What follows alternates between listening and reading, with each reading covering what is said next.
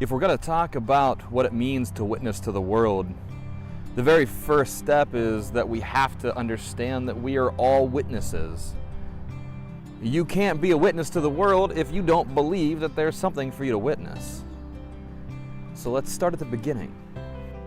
In the beginning, God created the heavens and the earth. Now the earth was formless and empty. Darkness was over the surface of the deep, and the Spirit of God was hovering over the waters. And then on the first day, God creates light. The second day, He creates the sea and the sky. The third day, it's the land and the plants.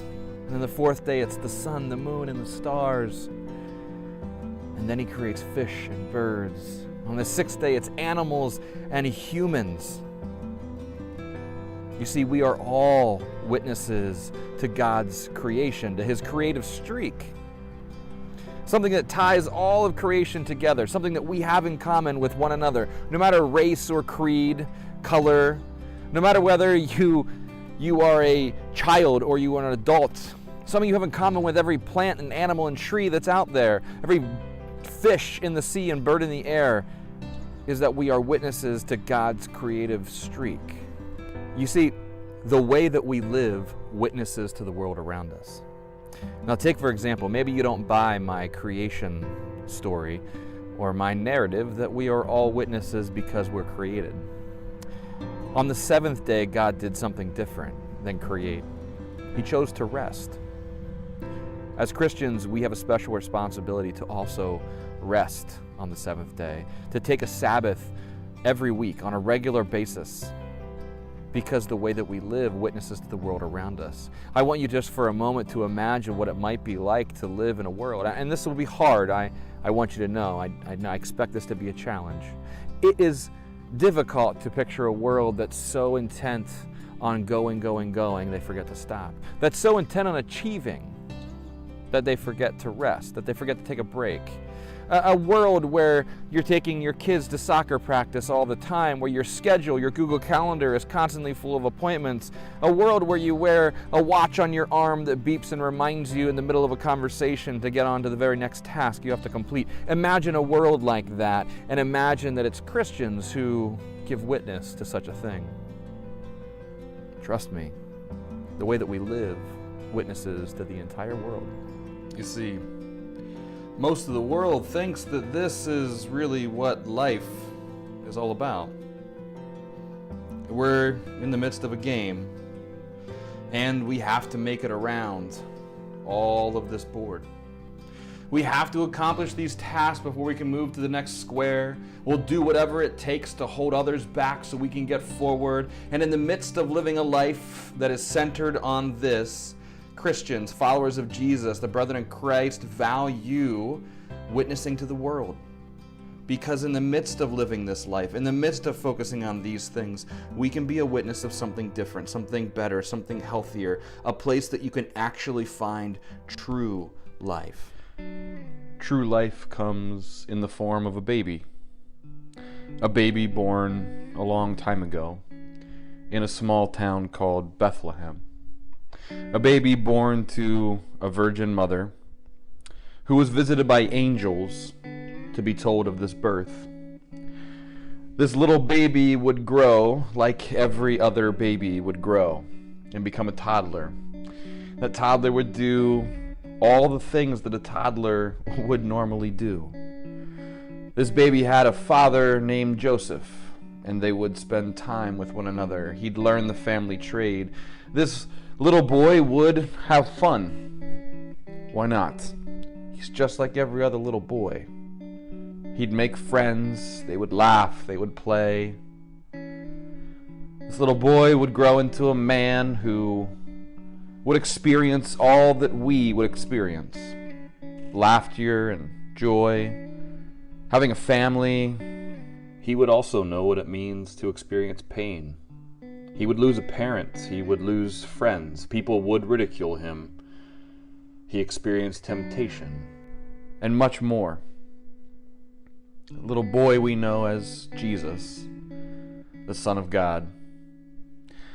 That boy would grow into a man who would become a teacher, a rabbi, who would do many miracles and ultimately would pay the highest cost possible and die on a cross for all of us, giving incredible witness to his love for the world. All right, so why is that important, right? Well, one way to look at Scripture, and it's not the only way to look at Scripture, but one way to look at Scripture is that throughout the history of Scripture, from the time of Adam till Moses, till Saul and David and all the prophets, we have all of these different image bearers. I mean, Genesis tells us that we're created in the image of God, and so all of us are image bearers. And these image bearers didn't quite get it right. They made mistakes. They sinned. They gave us a picture of who God is, but it wasn't a full picture of who God is.